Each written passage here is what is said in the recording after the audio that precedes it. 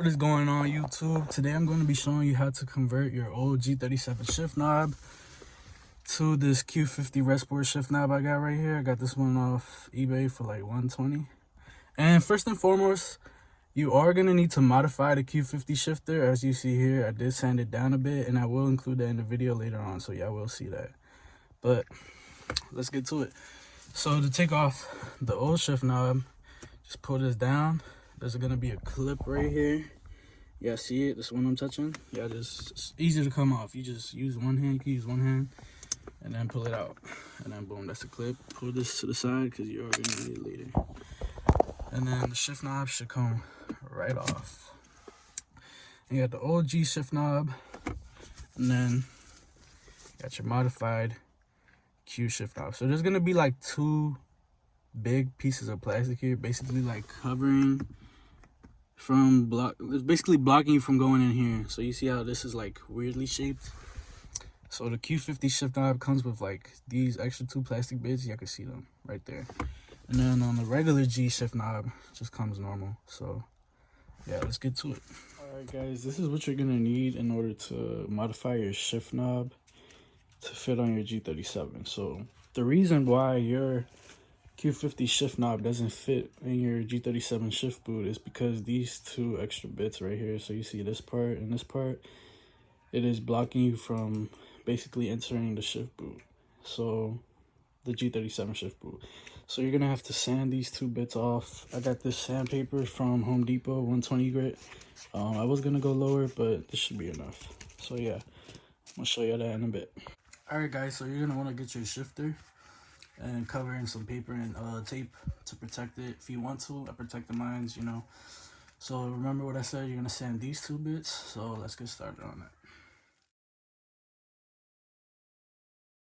75 years later, 346 minutes later, 2,000 years later, approximately 10 hours later, 8 hours later. So once you have your shift knob already like sized up, make sure you gotta keep checking how it fits because the fitment is not perfect. So let me see, where could I place this camera? All right, so I'm gonna get this up here, and it should come up.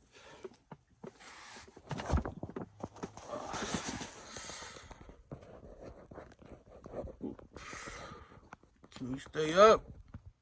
Okay. Guys, I am having technical difficulties. I am very sorry. Okay, hopefully that doesn't fall. So y'all see the shift knob is pretty much on. You gotta have really perfect fitment though, bro. Like this shit. This shit will literally like, I don't know, bro. But boom, you don't even need the clip because it stays on there pretty much. But once I turn the car on, I'm gonna show y'all. Y'all gonna see it works perfectly fine. Let's get a little cold start. This bitch up a bit. But yeah, that's how the shift knob looks right now. And about the clip, I wouldn't say you need it, but keep it around definitely for safety problems. This is definitely not gonna go down. That's just gonna be there, literally. It's stuck there. It's like not going down. But yeah, that's the Q50 shift knob. Looks fire, man. It's obviously not fully all the way in, but this is like, you know, as easy as it gets, y'all, without having to take out all this shit, you know. Boom. Thanks for watching the video. Like and subscribe. See you on the next one. I forgot to show y'all the shifter working, but here it is. It feels so much better than the old one, y'all. Goes in drive, goes in neutral, reverse, park. Works perfect, man. Love the looks of it, bro. It just looks so much better than the old shift knob. Yeah, bro. I don't know. Don't mind the dogs out, man. Don't mind the dogs out, man. But yeah.